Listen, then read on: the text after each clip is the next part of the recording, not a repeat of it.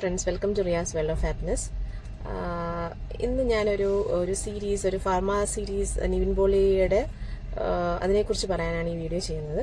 ഞാൻ റീസെൻ്റായിട്ട് ഒരു സീരീസ് ഒറ്റയടിക്കിരുന്ന് കണ്ടൊരു സീരീസാണ് ഫാർമ. ഈ സീരീസിൽ കാണിക്കുന്ന ഏകദേശം എല്ലാ കാര്യങ്ങളും നമ്മുടെ ചുറ്റും നടക്കുന്നത് തന്നെയാണ്. ഇത് ഇങ്ങനൊരു സീരീസ് എടുത്ത ഡയറക്ടർ PR അരുൺ, അദ്ദേഹത്തിന് അത്രയും ധൈര്യമുള്ളത് കൊണ്ടായിരിക്കും ഇത് എടുത്തത്. പിന്നെ ഇത് മെയിനായിട്ട് ചെറിയ ഫാർമസി ഷോപ്സിൽ ബേസ് ചെയ്തെടുത്തൊരു സീരീസ് അല്ല.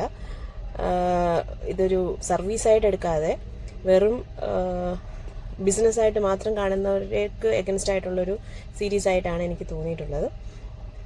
പിന്നെ ഇത് ഇങ്ങനെയുള്ള മൂവീസ് അല്ലെങ്കിൽ സീരീസ് ഒക്കെ ഇറങ്ങുന്നത് നമുക്ക് സൊസൈറ്റിയിൽ എല്ലാവർക്കും ഒരു ബോധവൽക്കരണം കൊടുക്കാൻ വളരെയധികം സഹായിക്കുന്ന ഒന്നായിട്ടാണ് തോന്നുന്നത്.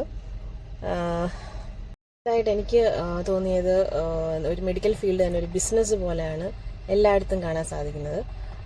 അപ്പോൾ അങ്ങനെയുള്ളൊരു സമയത്ത് ഇങ്ങനെയുള്ള സീരീസ് ആൾക്കാർക്ക് ഇതിനെക്കുറിച്ചൊരു നല്ലൊരു തിരിച്ചറിവ് നൽകാൻ സഹായിക്കുന്ന ഒരു സീരീസാണിത്. എല്ലാവരും പറ്റുമെങ്കിൽ ഇതൊന്ന് കാണുന്നത് നല്ലതായിരിക്കും.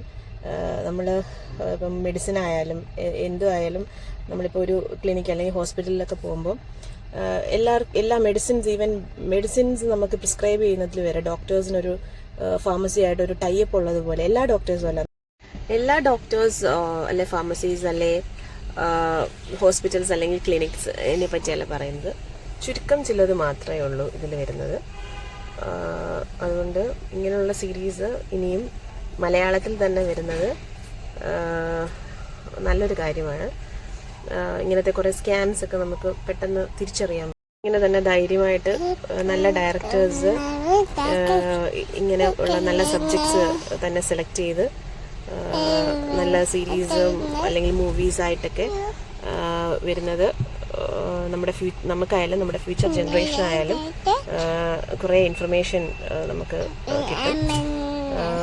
അതുകൊണ്ട് എല്ലാവരും ഇങ്ങനെയുള്ള സീരീസ് അല്ലെങ്കിൽ മൂവീസിനെ പ്രൊമോട്ട് ചെയ്യണം. കഷ്ടപ്പെട്ട് ഫാം എല്ലാം പഠിച്ച് ചെറിയ ഷോപ്സ്, മെഡിക്കൽ ഷോപ്സ് നടത്തുന്നവർക്കെതിരെ ഉള്ളൊരു സീരീസ് അല്ല ഇത് ഒരു വലിയൊരു സ്കാമിനെതിരെയുള്ളൊരു സീരീസ് ആയിട്ടാണ് എനിക്ക് തോന്നിയത്.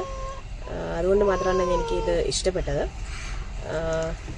ഇത് മാക്സിമം എല്ലാവരും ഒന്ന് കണ്ടിരിക്കേണ്ട ഒരു സീരീസ് തന്നെയാണ്. ഇത്രയേ ഉള്ളൂ.